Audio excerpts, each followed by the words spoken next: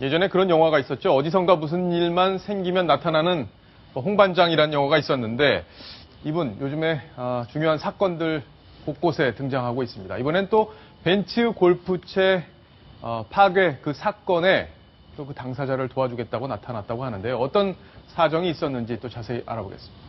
이동희 차장. 네. 자, 그 벤츠 승용차를 마음에 안 들고 이게 시동이 잘 꺼진다고 해서 골프채로 막 부시는 사건이 있었는데 이 사건의 그 피해자, 네. 피의자죠? 예, 피의자를 돕겠다 이런 건가요, 이번엔? 아, 그렇습니다. 많이들 보셨을 텐데요. 화면에 보시는 것처럼 2억 원이 넘는 고가의 벤츠 차량을 직접 야구방망이와 골프채로 크게 훼손을 시켰던 일 많이들 보셨을 텐데요. 예. 이 당시에 이 피해 남성이 이 자동차로 인해서 피해를 봤다 이렇게 주장을 하면서 저런 그 행동을 보였는데요. 이 정작 저 업체 측에서는 이 업무 방해다라고 해서 이 남성 고소를 했거든요.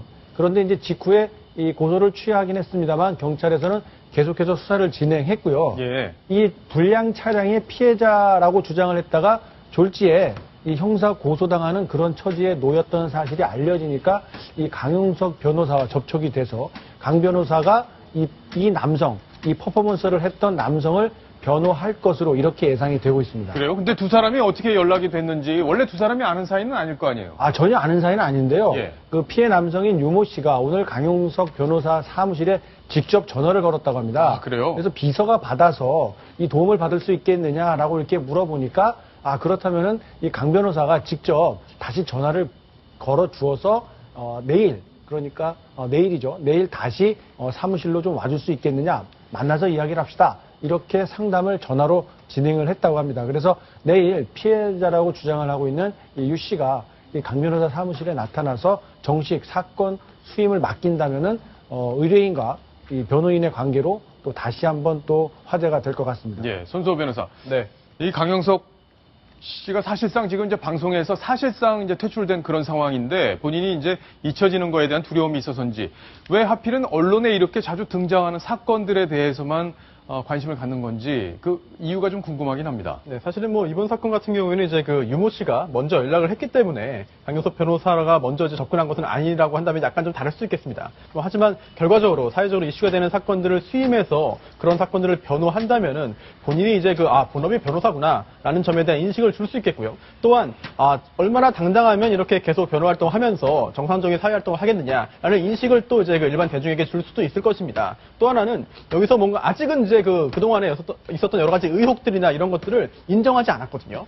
현재 인정하지 않는 상태에서 정상적인 활동을 하면서 시간을 좀 보내다 보면은 다시 한번 예전처럼 생각지도 못한 어떤 반전의 계기가 생기지 않을까 하는 생각도 아마 조금 하고 있지 않을까 생각됩니다. 예, 예전에 이제 고소남으로 굉장히 궁지에 몰렸었는데 그 상황을 참 특이하게 돌파를 해냈거든요. 아마 이번에도 그런 돌파하고 반전 카드가 있지 않을까 하고 이런 사건들에 좀 매달리는 게 아닌가 싶은 생각인데 이동혁 차장. 네. 지금 보면 박원순 시장 아들 병역 의혹 관련해서 지금 재판이 진행 중에 있고 양측이 지금 공방을 벌이고 있는데 이 사건도 사실 이 사건으로 본인이 의원직을 사퇴했었잖아요. 그렇습니다. 본인이 의혹을 제기했고 이게 해명이 증명이 되지 않는다면 내가 의원직을 그만두고 내 주장이 맞다면 박원순 시장이 시장직을 물러나야 할 것이다. 이렇게 강도 높게 주장을 했다가 자신의 주장이 최종적으로 확인이 되지 않는 것으로 확인이 되자 즉각적으로 의원직을 내놓는 그런 일이 있었거든요. 예. 그런데 본인이 그렇게 제기했던 의혹, 다시 주장했던 사람들이 지금 법정에 피고소인 자격으로 피고인으로 법정에서 재판을 지금 받고 있는 중인데요.